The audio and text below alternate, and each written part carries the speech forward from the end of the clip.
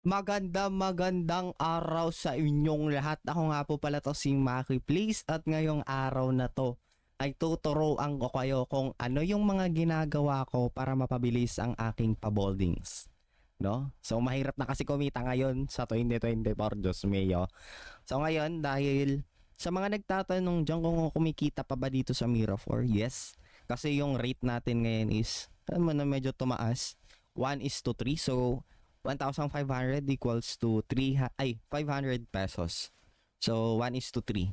So itong isang account ko na to, so papakita ko lang so proof na kumikita pa din dito. So itong isang account ko may 812 na gold, ito may 1.4k na gold. Ito naman ay merong 2.4k. So ayan, so sa mga gustong mag-avail ng goldings diyan, no. So PM nyo lang ako, server 4 351 tas server 1 011. So ayan, so back to ulit tayo, no, step by step. So yung unang gagawin nyo, no, so sa mga walang alt account pa dyan, please, kung gusto nyo kumita sa Mirafor ng mas mabilis, gumawa kayo ng alt accounts. May S so plural, so madaming alt account. So dahil itong account, isang account ko lang naman or alt account ko naman ay may 4 spirits. So ano ba pinagagagawa ko? So ngayon papakita ko muna sa inyo. So proof na lahat to is mga alt account, no? So lahat ng mga alt account. Pero lahat to may mga epic spirits na. So ayan, no. So itong main ko, so Arba. So yan. Tapos ito Sork. Tapos ito Arba din. So yan. So pasok tayo, lahat yan mga alt account, no. So para maniwala kayo, baka sabihin nyo minimema ko kayo eh. So tignan natin dito sa spirits. So ayan, no. So ito may 4 din, no. Meron din tong Dark Eyes pero di ko pa na sinasaman. Tapos itong isa naman, tignan natin. So may 3. Tapos ito may Golden Beard. May supar na to, no. So, grabe, no. Solid. Pati ito isang alt account ko naman. Ayan. So to, may Germania pa to. May Xiao pa to, no. Hindi ko pa naano. So, ayan. So, ano ba yung ginagawa ko? So, ayun nga, sabi ko nga, gumawa kayo ng maraming alt account. Kung gusto nyo kumita ng mas malaki, alt account is the key. The more, the merrier. Ganun lang ang sistema dito sa Mirafor. So, sa magtatanong, bawal ba yon? Nakakaban ba yon? Hindi. Kasi hindi naman yan ilalagay ni Mirafor kung bawal yan. Pero ito lang advice ko sa inyo, no? So, kung gagawa kayo ng ng mga account or alt account, sa isang Gmail, isang account lang, no? Isang main account tapos puro alt account na 'yon. Huwag kayong mag-change server para lang gumawa ng bago. Hindi ko siya ina-advise, pero okay lang naman, kayo bahala. Pero ako na nagsabi, di ko siya ina-advise. So ayun. So ano ba yung dapat na ginagawa mo sa mga alt account mo? So unang-una, syempre dahil level 1 yan, i-grind mo hanggang Demon Bull Librit. So ano ba yung goal mo dapat? So basically, ang pinaka-goal mo dito is that ma-unlock mo tong Magic Square hanggang Magic Square, kasi una mo ma-unlock dito is Secret Peak. Mga level 30 yata ganun. Tapos Magic Square hanggang dapat to. Basta around dito sa may Demon Ball Librit. So yun. So pag napunta ka na doon, mga around dapat mga level 30 or 35 ka na dapat doon. So pag na-unlock mo na yung Magic Square pati Secret Peak, i-grind mo lang doon. Or di kaya kung may mga main account naman kayo, tulungan niyo yung mga alt account nyo. So hanggang Demon Ball Temple, so lagay mo siya dito. So dito, lagay mo siya diyan. So ikaw bahala, no?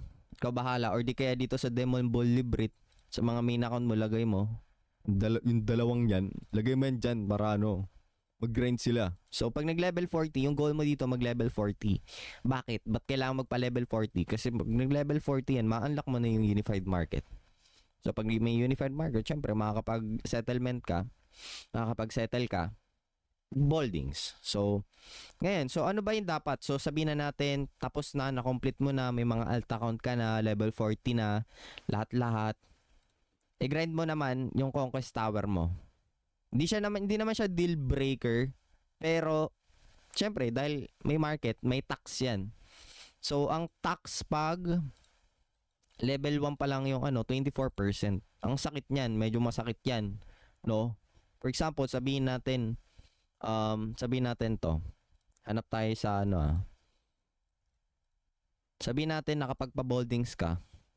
Pumasok to, naging tradable. Ito, sabihin natin 154. Yung calculator, Diyos mio. So, 154. Tapos dahil may tax ka, so ilan yung tax? Dahil hindi mo in-upgrade tong Conquest Tower mo, Tower of Conquest mo, level 1 lang, 24%. So minus 24%. So 117.04. So mga 34, yun na bawas. Ay 37. So 'di ba? So kahit hanggang level 3 lang or level 5 kung maximum level 5 sa mga alt account. Kaya na bahala. Pero para sa akin deal breaker 'yan kasi medyo masakit 'yan pag pataas ng pataas yung gold. Syempre, yung binebenta mo, pataas din ng pataas yung tax. So, ayun. So, sabihin na natin tapos mo na yung Tower of Conquest, lahat-lahat. Ngayon, syempre mag-dailies ka, no? Lahat kunin mo 'yan. Pag may mga event, dapat lagi kayong updated, no? Kasi yung pinaka-goal mo lang naman dito is that makuha to. Itong Epic Blue para sa Spirit. Kasi bakit kailangan ba ng Spirit natin? No? Syempre kailangan natin ng Spirit para sa susunod na mga event or actually sa current event na may ginagrind tayong Letter of Happiness. Letter of Happiness ba? Tama ba? Correct me if I'm wrong Oh, Letter of Happiness. No, ano ba meron dito, Diyos mio? So meron lang naman dito dahil dito kay i-exchange natin dito, no. Nasa Bijon Castle tayo kasi. So itong i-exchange dito itong Epic Constitution Enhancement Box. Pati Epic Promotion Material Box, no. So ano ba laman niyan? So yung Epic Constitution Box, yung laman niyan is that itong mga epic na mga herb root, reishi, pati herb leaf. So mga roughly 36 na tag-isang 36 neto, no? So tatlo. So pag pumasok 'yan kasi pag pumasok yan dito dapat tag dito ika-crop mo to legend kasi mas malaki yun sa legend yung pricing. So tulad nito 23 or di kaya 24. Kaya na bahala tumansya niyan sa sa Unified Market. So ayan, tos itong herb leaf. So 21. So medyo malaki na yan. So naiipon yan. Tapos yung isa yung Epic Enhancement Box. Ito yung pinakamalaki. Kasi kung titignan mo dito sa batong to, Diyos mio tong batong to, ay mababa dito sa server na to. Sa isang server mga 71 Pero dito sabihin natin papalo pa yan ng tignan natin dito.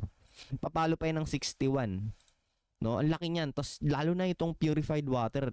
Diyos mio. Ayun 154, 'di ba? Sabihin natin may 5 account ka tapos lahat yung pumasok. Edi easy mga 500 to 700 gold agad. So magkano agad 'yun, no? So ayun, so sabihin natin naka 500 gold ka each account, each alt account, no? Divide 3. So may 166 ka. Sabihin na natin 165 each alt account. 'Di ba? Grabe 'yun, men. 165 pesos para sa isang alt account. Pero ayun nga, so dapat i-grind mo siya. So magpalakas ka muna, i-grind mo pag may mga event, no? I-grind mo, kunin mo tong mga epic na mga spirits para tumas yung PS mo. Pag tumas yung spirits mo, i-grind mo. I-grind mo tong may mga event naman na ganito. So, every event, siguro mag-upload na ako para masubaybayan nyo. Para hindi kayo malito. Or, ayun, masabayan nyo ako. Kasi gusto ko, pag kumikita ako, kumikita din kayo. So, para win-win situation lang, no? So, subscribe nyo yan dyan. Magtulungan tayo, no? 2024 na, magtulungan na tayo, please lang. So, ayan. So, Ayan, so ano ba gagawin ko dito sa mga natitirang letter of happiness ko?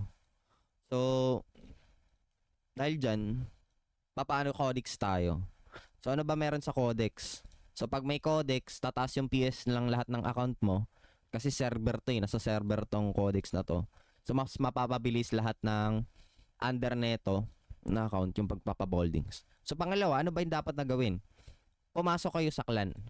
Bakit? Ano meron sa clan? Ito lang yun naman yung habol mo, yung clan gift.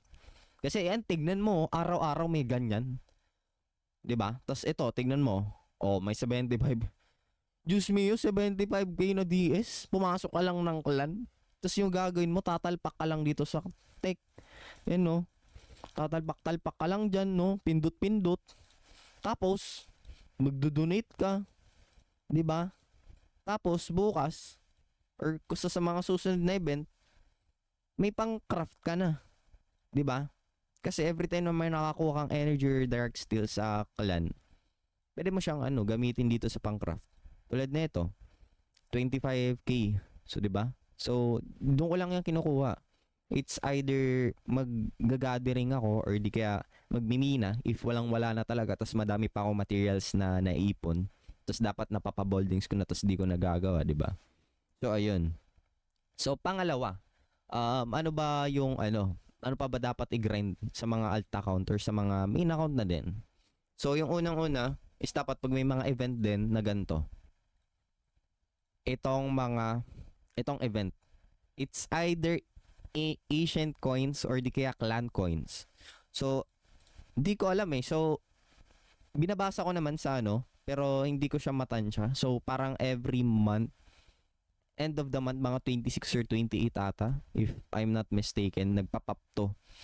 Or nire-release tong mga ganito. Kasi, ito dapat yun lang yung habol mo. Kung titignan natin dito, may mga ice crystals. Pang main account yun. Pati ito, pang main account. So, yung mga alt account mo, dapat lahat to dapat kinukuha mo ito lang talaga, mag-ipon ka. Yung main goal mo dito is mag-ipon ka ng 100 ancient coins or di kaya 100 clan coins. So salit-salitan lang kasi yan. Tapos palit mo dito sa glittering. Ano ba meron dito sa glittering? Syempre pag may more glittering, more goldings. Paano ko nasabi? So so so syempre gagamitin mo yung pang craft. So meron ka ngang may clan ka nga, nakakakuha ka nga ng energy, nakakuha ka nga ng dark steel, pero wala ka namang pang craft dahil kinukulang ka sa life essence or di ka sa glittering. So, yun yung main purpose nun. So, kunin nyo yun. So, matic. 5k agad yun pag kinuha mo yung dalawang yun. No? So, dito sa account ko, dahil kakagawa ko pa lang nito, ayun. So, sabayin nyo na ako. Kunin nyo to. So, ayan. So, parang yun lang naman ata yung gagawin mo. Tapos, yung pa-boldings pa. So, ayan, sa mga dito, no? So, yung kukunin mo lang dito is that, feeling ko susunod na natin gagawin to, no? Yung mga ganito kasi feeling ko yun lang naman yun. So, recap tayo, no?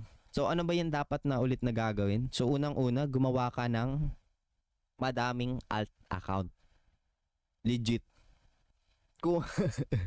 Legit, kung gusto mong tag dito, dumami yung goldings mo, dumami yung chicken joy mo. So yan no, 812 dito sa kabila, 1.4k.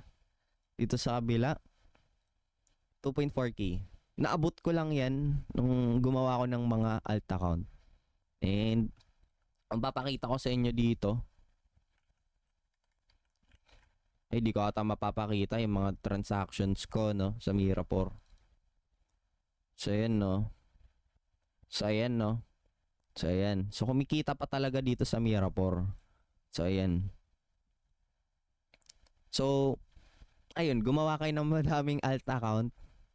Second, mag-dailies kayo. Third, mag-grind kayo sa event.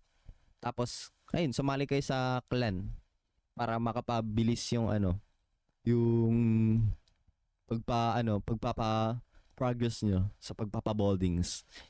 So, yun lang, no? So, sana madami kayong natutunan or kung may natutunan na kayo or alam nyo na to. So, ayan, parang recap lang din to. So, please like, leave a comment, and subscribe kung ano pang mga improvement or mga ano pang dapat kong i-content na gusto niyo pang malaman. So, ayun lang, no? Once again, I'm Maki Place. And magandang araw sa inyong lahat. Merry Christmas and Happy New Year. Paalam.